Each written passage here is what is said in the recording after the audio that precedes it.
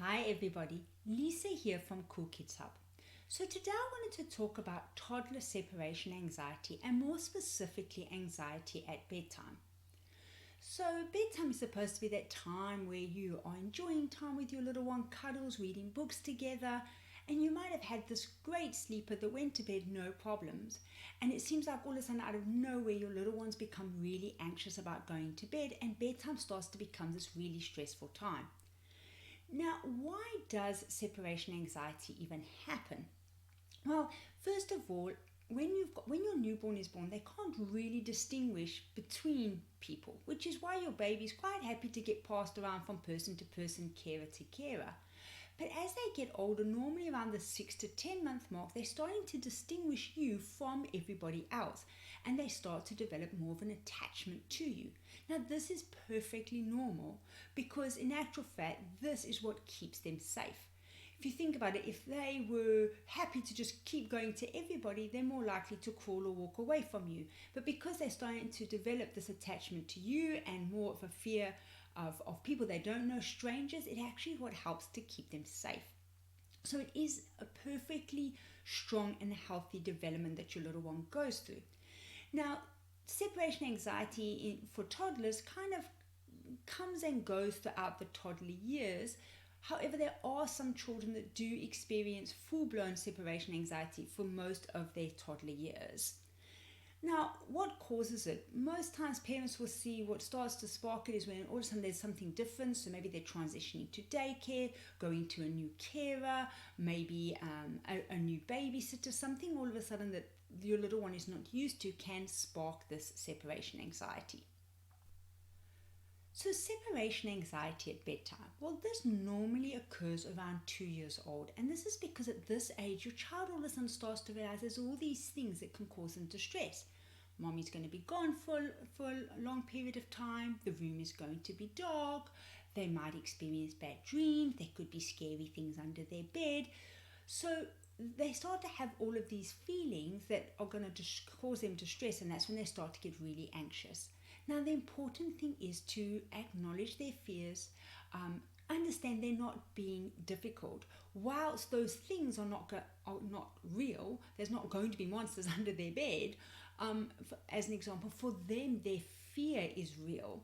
So try to just remember that it is really difficult. I know when you're sleep deprived and you're tired and you just want your little one to go to sleep.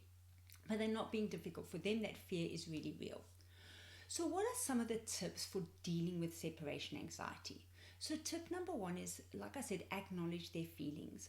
So yes, those things aren't real, but their fear is real. So don't say things like, you're not afraid or there's nothing to be afraid of, because that's really not acknowledging how they're feeling. And I know it's tempting because we want to try and soothe them. So we go, it's okay, you don't have to be afraid, or it's okay, there's nothing to be afraid of. Rather reflect back to them what they're saying. So, things like, I know you're afraid, or yes, those monsters under the bed are bothering you. You're not, by acknowledging their fears, you're not saying that you agree that it's real, but it's making your little one know that you're listening and hearing what they're saying. So tip number two is to help them relax. You could teach your little one some breathing techniques, just to relax them, just taking some deep breaths. Think about funny things together. So I know this used to work really well with my little one. I would make up funny things you could think about. So I'd say, close your eyes and think about a blue dog with a unicorn colored tail, or rainbow colored tail, should I say. Or think of things like that. Or, oh my goodness, there's that pink elephant with that purple trunk. Get them to think of things that are kind of funny and just help them to relax. So tip number three is provide some light.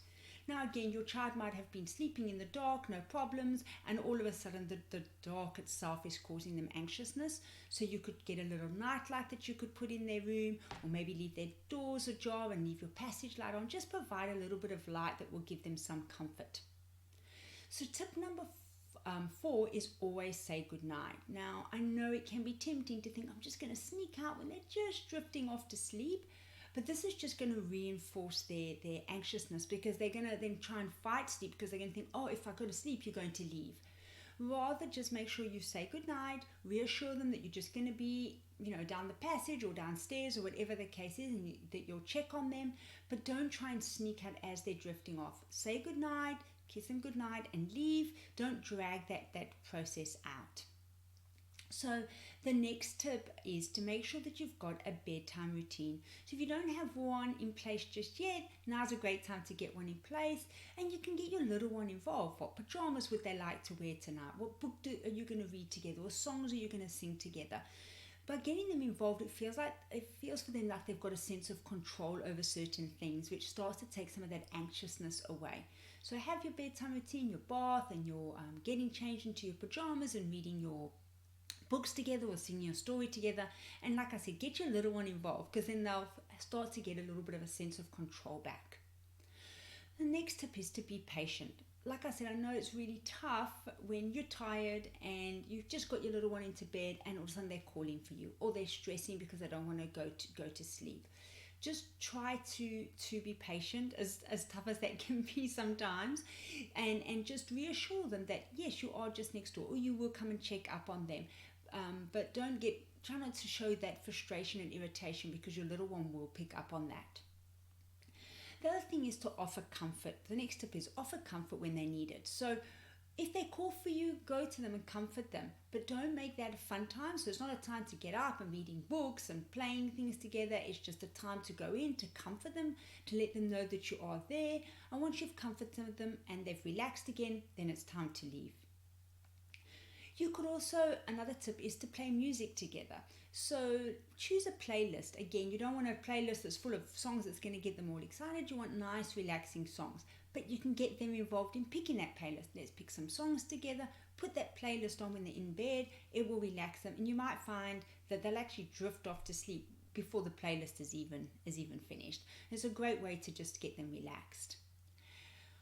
And a last tip is problem solve together. So get your little one involved in how you can help them with the separation anxiety. So let them, for example, choose how many minutes will they wait before you come and check on them. So they might say, okay, I want you to come check on me. Well, how many minutes would you like? 5 minutes. Okay, I'm going to come back in 5 minutes. Let them, for example, choose the music that you have on your playlist. Let them maybe get involved in choosing the nightlight. Get them involved to give them that sense of control back.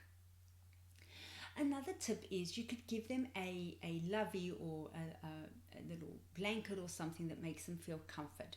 So whatever gives your child comfort. Some children like a piece of even clothing of yours because it smells like you, and you can give them that. Or maybe a little soft toy and tell them that the little soft toy needs their protection during the night.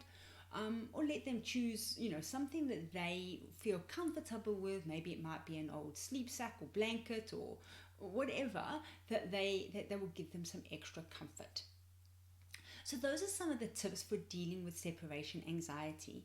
Now, like I said, just remember that this will pass. It's like every phase that your child will go through. Normally, this does pass within a few months. And I know that can seem like a long time when it's happening, but just try and introduce some of these tips. Be patient, be calm, and remember that it will pass. They won't be anxious about going to bed forever. So I hope this helps you with dealing with your toddler separation anxiety. That's all for today. Bye for now.